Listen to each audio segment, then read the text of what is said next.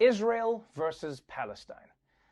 And I know that even saying that sentence means I'm losing followers online and I'm on the verge of being blocked on all social media and in life. That's how contentious this topic is. I mean, before you even finish the sentence, people are like, "You idiot, how dare you, shut the hell up." But guys, we have to talk about it because this is one of the most difficult stories that has existed in our lifetime. I mean, there are lots of fights that seem like they'll never come to an end. You know, India versus Pakistan, China versus Tibet, white people versus rhythm. But Israel versus Palestine is a 73-year-old beef that has stumped everybody. I mean, when it stumped Jared, you knew that this thing was difficult. But the paradox is that because Israel and Palestine has been ongoing for so long, people forget that it is ongoing. That is until there are flare-ups that the world cannot ignore, which is what happened again this week. Overnight, a deadly barrage from Israeli forces lighting up the skies over Gaza. And in the West Bank, warning sirens echoing through Bethlehem. Earlier, Palestinian militant groups firing more than 200 rockets into Israel. Most of the Hamas rockets stopped by Israel's missile defense system, or they fell short. Israeli strikes reportedly killing at least 23 people, including 9 children. Israel saying the dead were militants. At least 6 Israelis were reported injured. Tensions have been escalating over Israeli moves to evict Palestinian families from their homes in East Jerusalem. They boiled over as more than 100 worshippers and protesters were injured as Israeli police stormed the Al-Aqsa Mosque using tear gas and rubber bullets. Yes, this week, the conflict escalated again. And now, dozens of people are dead, including children. And look, man, what makes Israel-Palestine such a difficult topic to even broach is all the layers that are packed into it. No matter how much you try and break it down, people are always going to say that you're leaving out some crucial piece of context. And you know what the truth is? They're probably right. I mean, there's the history of how Israel became a state after Nazi Germany tried to destroy the Jewish people. But there's also the history of the British taking the land from the Palestinians. Not to mention that every other country in the region has its own issues and its own agendas. And then on top of all of that, there's religion involved. And I don't care what anybody says, man, religion is the one thing that has never calmed any situation when there's a clash. And you know what makes it even harder?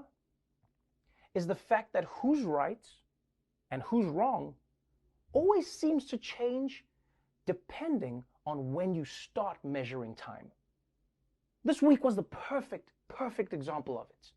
If you start from Israel fired rockets into Gaza, well then Israel is the bad guy because they're bombing Gaza. But then you take a step back in time, you go, well, Hamas fired rockets at Israel. Well then Hamas is the bad guy. But then you take a step back and you go, but the Israeli police, they went in and started beating people up in a mosque during Ramadan, the most holy time in the Muslim calendar. Well, then Israel is the bad guy. But then you go, well, the Palestinians, well, they were throwing rocks. Well, the Israelis, they were kicking people out of their homes. Well, the Intifada, well, Israel keeps taking more and more land. Well, the Arab invasion, and back and back and back, and who knows how far. Like, you probably find the first cavemen who hit each other with clubs were probably Israeli and Palestinian. I don't know. And look, I don't want to have that argument. I want to have that argument and the noise that goes back and forth in this thing because honestly, I don't think that any TV show in 10 minutes is going to come close to solving Israel-Palestine. And 10 minutes isn't even enough time to explain the Mortal Kombat conflict. So I'm not even trying to come in and do that, right? I'm not trying to do that. The part where we say who's good and who's bad and who started, let's step away from that and instead ask a different question. Instead, let's look at who's dead and who's alive this week. In Gaza, Israeli airstrikes have reportedly killed 28 people, including 10 children. Over 150 people have been wounded. In Israel, Hamas rockets have killed 2 people. And this exchange of fire comes after the Israeli assault in and around the Al-Aqsa Mosque that left more than 600 Palestinian protesters, worshippers, and civilians wounded, and a few dozen Israeli police. Now, personally, I'm not saying for you, just personally, I cannot watch that footage and hear those numbers and see a fair fight. Like, set aside motives and intentions and just look at technology alone. Israel has one of the most powerful militaries in the world. They can crush Gaza like that. Not to mention one of the most advanced defense systems in the world. You shoot a rocket at them, it's probably not going to do anything to them because of their defense system. Right? They've got a giant Mutombo in the sky just knocking them down. And I know that this is contentious. And I know that people are going to hate me for this. But I just want to ask an honest question here. If you are in a fight where the other person cannot beat you, how hard should you retaliate when they try to hurt you? Honest question. And I ask this question because I think of it like this. When I was a teenager, I would always get into fights with my little brothers. And little kids can be vicious, right? They're trying to punch you in the leg, trying to punch you in the nuts. They're kids, they do that. But my mom would say to me, whenever I get angry, she'd go, Trevor, don't hit the kid back because they can't hurt you. You're a teenager and the kid is 4. And I was like, yeah, but the kid is hitting me. He could hurt me. But my mom was like, yeah, but you're also so much bigger than the kid.